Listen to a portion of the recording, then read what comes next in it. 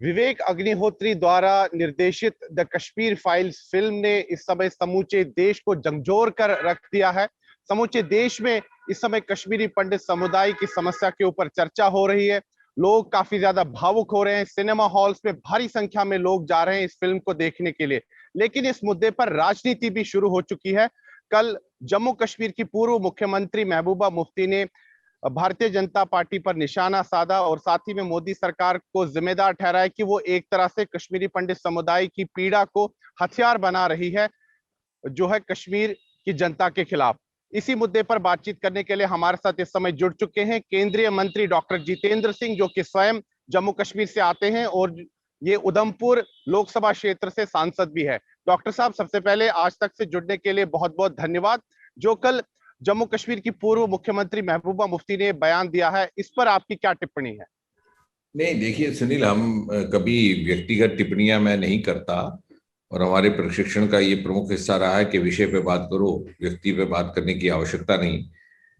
हुआ क्या कि गायबाना मुझसे किसी ने ये कहा कि शायद ऐसा कहा गया है इनकी ओर से कि जब पलायन हुआ कश्मीरी पंडित समुदाय का 1989-90 में, तो सरकार ने कुछ नहीं किया। तो यकायक बेजाख्ता मेरे मुंह से ये निकला कि उस समय गृह मंत्री तो मुफ्ती मोहम्मद सईद साहब थे। क्योंकि हुआ यूं कि 1987 में जब विधानसभा के चुनाव हुए, क्योंकि हम तो चश्मदीद गवाह रहे हैं पूरे घटनाक्रम के।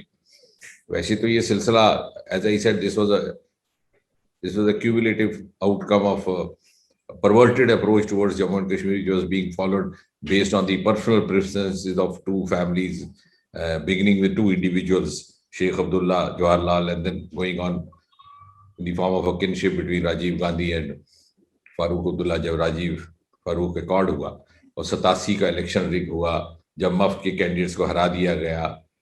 उस समय फारूक अब्दुल्ला वहां मुख्यमंत्री थे और राजीव गांधी केंद्र में मुख्यमंत्री प्रधानमंत्री थे। लेकिन जब पलायन हुआ उस समय सरकार बदल चुकी थी और मुफ्ती मोहम्मद सईद गृह मंत्री थे। उनकी बेटी रुबैया का अपहरण हुआ था। उसके बदले में मौलवी अजहर जैसे बहुत सारे खतरनाक आतंकियों को छोड़ने का निर्णय लिया गया था और बाद में जाकर के उसी के परिणाम स्वरूप हाईजैकिंग ऑफ द एयरक्राफ्ट भी हुआ। तो मुझे लगता है कि इतनी आसानी से कह देना, हुआ क्या है कि क्योंकि शायद पीढ़ी बदल गई है, पिछला अध्ययन करने का हमारे पास समय नहीं और दिन ब दिन याददाश्त भी कमजोर पड़ती जा रही है सबकी, या छोटी होती जा रही है। लेकिन ये कोई इतनी पुरानी घटनाएं नहीं है और वहां पे रहते हुए, धरती से देखते हुए, मैंने केवल try to put the record straight कि अगर इस तरह का आरोप लगाने की आवश्यकता भी है तो थोड़ा सा गौर कर लिया जाए कि उस समय कौन थे गृह मंत्री और क्या घटनाक्रम रहा था। लेकिन डॉक्टर जितेंद्र सिंह जी, जो क्रिटिसिज्म होता है भारतीय जनता पार्टी का, वो ये होता है कि उस समय जो तत्कालीन वीपी सिंह साहब की सरकार थी, आप लोग उसका समर्थन कर रहे थे। उसका समर्थन कर रहे थे और इसलिए ये आलोचना की जा रही है कि जो कश्मीरी पंडितों का पलायन हुआ उसमें कहीं ना कहीं भारतीय जनता पार्टी की ही रणनीति थी कि it was at the best of the BJP. लेकिन जो ये लोग जो ये कहते हैं, उनको शायद ये याद नहीं या पढ़ा नहीं कि सबसे पहली प्रमुख हत्या किसकी हुई थी। आप तो कश्मीर वासी, सबसे पहली प्रमुख हत्या हुई टीकालाल टपलू की 14 सितंबर 1989।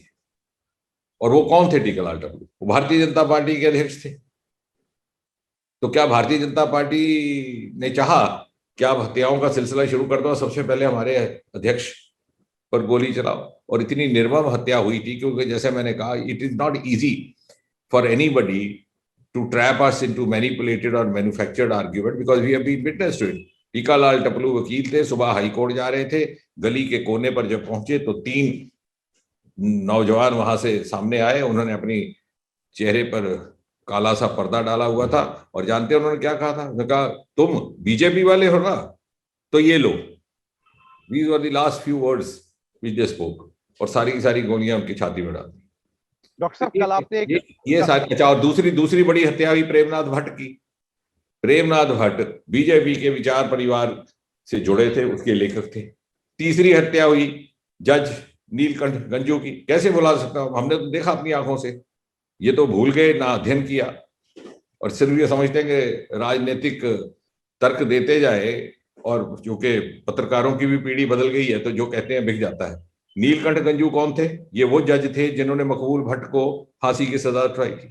चौथी हत्या किसकी हुई? लासा कौल की। कौन थे? दूरदर्शन के। तो सिलेक्टिव किलिंग्स हुई उन कश्मीरी पंडित प्रमुख लोगों की जो कहीं ना कहीं भारत की विचारधारा को आगे बढ़ाने का काम कर रहे थे। वो बीजेपी के माध्यम से कर रहे थे, या बीजेपी के विचार परिवार के माध्यम से कर रहे थे, या न्यायाधीश होने के नाते कर रहे थे, या दूरदर्शन में समाचारों को सही परिप्रेक्ष्य में लसा कॉल, करके लसा कॉल। लसा कौल। और उसके बाद फिर जो पहले धीरे धीरे थ्रेट एडवर्टाइजमेंट्स आती थी अखबारों में, उसकी फ्रीक्वेंसी बढ़ती गई, और जनवरी 1990 के लगभग एक पैनिक के तौर पर वहां से प्लान शुरू हुआ। और फिर मुझे किसी ने कहा कि साहब वो जगमोहन ने उनको बसें करके दी। मैंने उस दिन भी कहा था, वो मोहसिन बवाली का शेर मैंने उस दिन संसद में पढ़ा कि बेसबब लोग बदलते नहीं मनसक अपना, तुमने देखा है जलता हुआ नशेमान अपना। इस तरह की संवेदनहीनता की बयानबाजी वो व्यक्ति कर सकता है जो कभी इस बात का तस्वुर ही नहीं कर सके, कभी इस बात की कल्पना ही ना कर सके कि अपने घर को आग लग जाए, वो आतिशे नजर हो जाए तो उसका क्या मंजर, क्या दृश्य होता है। बसें करके नहीं दी, कश्मीरी पंडित झुंड के झुंड में ऐसे भाग रहे थे इन पैनिक स्टेट, बसों को भी उड़ाया जा रहा था। Jagmohan only provided security and ease of transport. और जब वो जम्मू पहुंचे हैं, शायद ये किसी को, बहुत सारे लोगों को इस बात की जानकारी नहीं होगी, जनवरी फरवरी में ये जम्मू पहुंचे 1990, और पहली गर्मी जून महीने में there was a series of heat strokes. किसी ने इसका जिक्र नहीं किया, क्योंकि ना किसी ने पढ़ा, ना किसी ने सोचा, ना अध्ययन, ना याद है। एंड हम में से बहुत सारे जो उस समय युवा मेडिकोस थे, अपने हाथों से कश्मीरी पंडित इन भाइयों बहनों को उठा करके बर्फ की स्लैब्स पर रखते थे। नगरोटा में खासतौर से बहुत सारी हीट स्ट्रोक्स हुई थी। तो इस तरह से इतने दर्दनाक हालात में उनका पलायन हुआ। कोई अपने घर को अपनी मर्जी से छोड़ता या किसी के कहने पर छोड़ता? अगर आपको कह दिया जाए कि जगमोहन साहब कह रहे हैं अपना घर छोड़ दिए, हाँ, उस वक्त एक और भी इल्जाम आया था, वो भी ये भूल गए जो ये कह रहे हैं ना कि जगमोहन ने हटाया था, उनको ये भूल गए कि 1992 में कुछ एक लेख आए थे कांग्रेस के जो संपर्क हैं उनके द्वारा, उसमें कहा गया था कि जगमोहन ने इनको इसलिए भेजा दिल्ली और जम्मू कि वहां इनको सरकार फ्री प्लॉट देगी। तो मैंने उस समय भी कहा था कि भाई जो लिख रहा है उसको पूछिए कि उसको अगर फ्री प्लॉट दे दिया जाए तो अपना मकान घर छोड़ देगा बिना सौदा किए हुए, रातों रात चूल्हा रसोई छोड़ के। तो कहने का तात्पर्य ये है कि ये जो तर्कहीन बातें हैं इसलिए बिक रही हैं क्योंकि हमने सही माने में शोध नहीं करते, अध्ययन नहीं करते। अब एक फिल्म बन गई इत्तेफाक से जिसमें शोध हुआ, जिसमें तथ्यों का अध्ययन हुआ, तो आपत्ति आने लग गई। डॉक्टर साहब, कल आपने एक और महत्वपूर्ण जो है बात कही है। आपने आरोप लगाया है कि जो तत्कालीन गृह मंत्री थे देश के, मुफ्ती मोहम्मद सैयद, वो जिम्मेदार थे कश्मीरी पंडित समुदाय के निष्कासन के लिए। कहीं ना कहीं उन पर भी जिम्मेदारी बनती है। और साथ ही में आपने कहा कि जिस प्रकार से उनकी बेटी रुबिया सईद का अपहरण हुआ और बाद में उस समय सरकार ने आतंकवादियों की मांगों के सामने घुटने टेक दिए और खूंखार आतंकवादियों को छोड़ दिया गया, और कहीं ना कहीं उसके कारण भी जो कश्मीरी पंडित समुदाय का निष्कासन हुआ, वो भी एक महत्वपूर्ण कारण था। आपने कहा है कि जो अपहरण के बाद आतंकवादी छोड़े गए, that contributed in the exudes of the Kashmiri pandits. इस पर जरा हमें बताइए। ऐसा है, इस विषय को लेकर के उस समय भी बहुत बहस हुई थी मुफ्ती साहब की अपनी पार्टी के भीतर भी। अब मैं उसमें नहीं उलझना चाहता और मैं कभी व्यक्तिगत टिप्पणी भी नहीं करता। मुफ्ती साहब हमारे भी बहुत माननीय थे और मेरे साथ व्यक्तिगत बड़ा स्नेह करते थे। जब ये बात कही गई कि साहब तब की सरकार ने कुछ नहीं किया, जो बीजेपी की समर्थक सरकार थी, तो यकायक मेरे जहन में ये बात आई कि लॉ एंड ऑर्डर की सबसे बड़ी जिम्मेवारी तो होम मिनिस्टर पर होती है। तो होम मिनिस्टर तो इत्तेफाक से इनके अपने वालिद थे। तो फिर आरोप जाने अनजाने में किस पे लगा रही हैं? या समझ रहे हैं कि दुनिया सारी इन तथ्यों को भूल चुकी है, या जैसे कहते हैं कि हकीकत से बिल्कुल नाताल्लुक की कर चुकी है। तो कहने का मतलब ये है कि अपहरण हुआ, उसके बाद आतंकियों को छोड़ा गया, सही छोड़ा गया, गलत छोड़ा गया, मैं उस बहस में नहीं जाना चाहता, वो एक अलग विषय है। लेकिन आप क्या समझते हैं जो जो एक, आतंकवादियों को छोड़ने का फैसला लिया गया, मैं आपको लगता है वो गलत फैसला था उस मैं समय? मैं वो बात आपकी समझ पे छोड़ूंगा और दूसरे लोगों की, क्योंकि उसमें एक कड़ी जुड़ती है कि जो आतंकी छोड़े गए थे उन्हीं में से एक मसूद अजहर बाद में उस जहाज के अपहरण के लिए जिम्मेवार पाए गए। इसका मतलब है कि जो आतंकी छोड़े गए थे उसी के परिणाम स्वरूप बाद में जो उस जहाज का अपहरण हुआ, जिसके फलस्वरूप इतने सारे लोगों को लिया गया, उसके पीछे भी वही आतंकी थे। तो अभी जो महबूबा मुफ्ती का आरोप है कि कहीं ना कहीं जो केंद्र सरकार है वो जिस तरह से द कश्मीर फाइल्स के समर्थन में आई है, इसको एंडोर्स कर रही है, उससे देश का माहौल खराब हो रहा है। कल महबूबा मुफ्ती ने जो ट्वीट किया, उन्होंने कहा कि the pain of Kashmiri pandits is being weaponised against the people of Kashmir. एक उन्होंने कहा कि दोनों समुदायों के बीच विष फैलाया जा रहा है। उस पर आप कैसे रेस्पॉन्ड करते हैं? मैं महबूबा जी ने क्या कहा उसमें उलझना ही नहीं चाहता, ना मैं, मुझे कोई पत्रकार उलझा सकता है किसी व्यक्तिगत टिप्पणी में। The issue is too big than an individual. विषय बहुत बड़ा है। विषय यह है कि क्या हमने कभी इस बात को स्वीकार किया है, in the history of mankind it is the only instance where entire community became homeless in their own homeland. ये मूल बात है। Became refugees in their own country. पूरा इतिहास देख लीजिए, beginning from the Greek times. दूसरा, क्योंकि हम तो सारा दिन यही काम करते हैं। दूसरा, जो एक्सोडस की हिस्ट्री अगर आप पढ़ेंगे तो इससे पहले भारतीय उपमहाद्वीप में सबसे बड़ा जो एक्सोडस हुआ है सन 1947 का, जब आबादियों का आदान प्रदान हुआ था।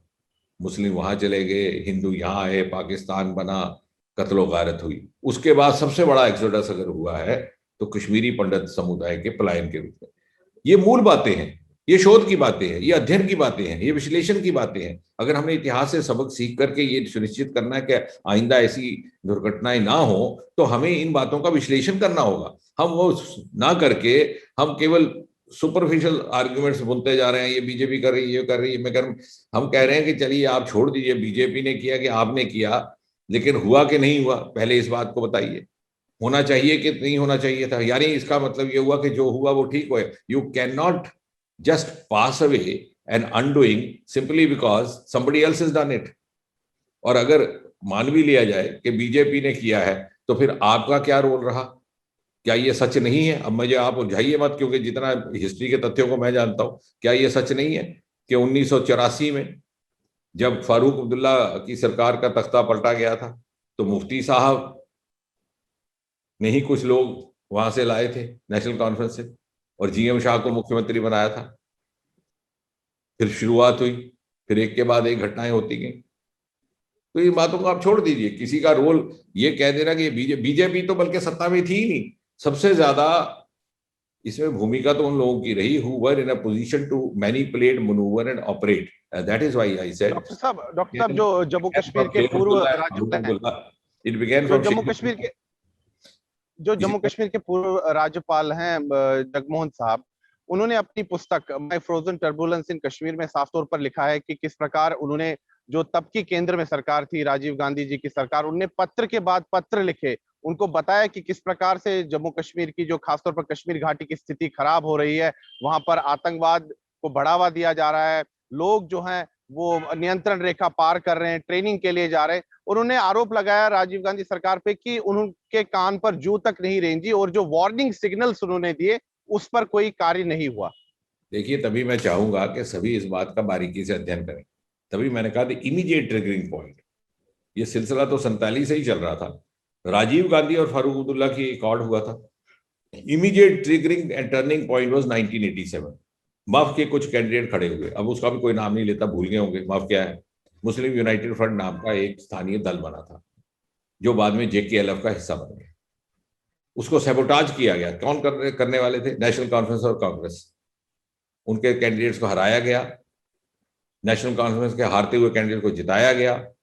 राजीव गांधी केंद्र में प्रधानमंत्री थे, फारूक अब्दुल्ला प्रदेश में थे, सबकी जानकारी में था, लेकिन ये होने दिया गया because they wanted to facilitate the return of Farooq Abdullah government with a comfortable majority. उसके बाद यही मफ ने धीरे धीरे जेकेएलएफ के थ्रू वार्निंग शुरू की, आजादी आ गई, यहां से भाग जाइए, और धीरे धीरे धीरे 2 साल के भीतर 1989 में पहली हत्या टबलू की हुई है। So this entire sequence of events bears a story, there is a trail of history in this. उससे खुद ही पता चल जाएगा पढ़ के कि कौन जिम्मेवार था, कौन नहीं था, कौन कितना था, कौन कितना नहीं था। ठीक है। तो मुझे लगता डॉक्टर है कह रहा हूं कि मुफ्ती महबूबा मुफ्ती को या फारूक साहब को किसी को इल्जाम देने की आवश्यकता नहीं है। वो trail of history itself narrates the story. ठीक। अच्छा डॉक्टर साहब, एक और आखिर में आपसे मैं एक सवाल पूछना चाहता हूं कि जिस प्रकार से मोदी सरकार के मंत्री हैं, सभी मंत्री हैं, उन्होंने द कश्मीर फाइल्स को एंडोर्स किया है, लोगों से भी कहा है कि वो इस फिल्म को देखें और जाने के कश्मीर घाटी में कश्मीरी हिंदू समाज के साथ क्या अत्याचार हुआ था, उसको देखने की आवश्यकता समूचे देश को है। डॉक्टर साहब, इस समय आपकी सरकार, भारतीय जनता पार्टी की सरकार प्रचंड बहुमत के साथ केंद्र में है। अगर हम देखें जो कश्मीरी पंडित समुदाय के कई जो है समस्याएं हैं, मैं मानता हूं कि अगर उनकी पुनर्वास की बात करें वो काफी जटिल जो है एक प्रक्रिया है, उसमें काफी समय लग सकता है, लेकिन जो कुछ विषय हैं उन पर तुरंत काम हो सकता है जो कि लो हैंगिंग फ्रूट्स है। जैसे कि समुदाय की मांग है कि 32 वर्ष बीत चुके हैं, आज तक एक भी जांच आयोग का गठन नहीं हुआ है। जिस प्रकार से देश में कभी भी सांप्रदायिक हिंसा होती है तो जांच आयोग बनता है, अगर कश्मीरी पंडित समुदाय के साथ जो त्रासदी हुई, जो निष्कासन हुआ, उस पर ये भी एक जांच आयोग बैठे, फास्ट ट्रैक कोर्ट्स का गठन हो ताकि उन लोगों को जल्द से जल्द सजा मिल पाए जिन्होंने उनके ऊपर अत्याचार किया। और साथ ही में जो कश्मीरी पंडित समुदाय को माइग्रेंट्स का जो टैग लगाया जाता है, क्योंकि वो स्वेच्छा से कश्मीर घाटी नहीं छोड़े थे, बंदूक की नोक पर उनको अपने पूर्वजों की भूमि से उखाड़ा गया था, तो उनको इंटरनली डिस्प्लेस्ड पर्सन का स्टेटस क्यों नहीं मिल रहा है? इन विषयों पर मोदी सरकार क्यों कार्य नहीं कर रही है और क्यों फैसले नहीं ले रही? देखिए सुनील जी, इसमें 2 पहलू हैं, एक है नियत, दूसरी है नीति। मैं पहले नियत से शुरू करूंगा, क्योंकि देखिए आजकल क्या हो गया कि टीवी डिबेट में वो ज्यादा तू मैं हो जाती है, उसकी गाली का जवाब गाली, और हम समझ नहीं पाते और अध्ययन भी नहीं करते। जहां तक नियत का ताल्लुक है, पहले नियत परखी जाए, कांग्रेस की भी, बीजेपी की भी, बाकी दलों की भी। 1979-90 में जब पलायन हुआ, भारतीय जनता पार्टी की कोई सरकार नहीं थी, ना केंद्र में ना प्रदेश में। फिर भी हमारे नेता लाल कृष्ण अडवाणी, मुरली मनोहर जोशी ने भरसक प्रयास करके कश्मीरी पंडित विस्थापित परिवारों के बच्चों के लिए सीटें सुरक्षित करवाने का कार्य किया। Engineering college of higher education किया कि नहीं किया?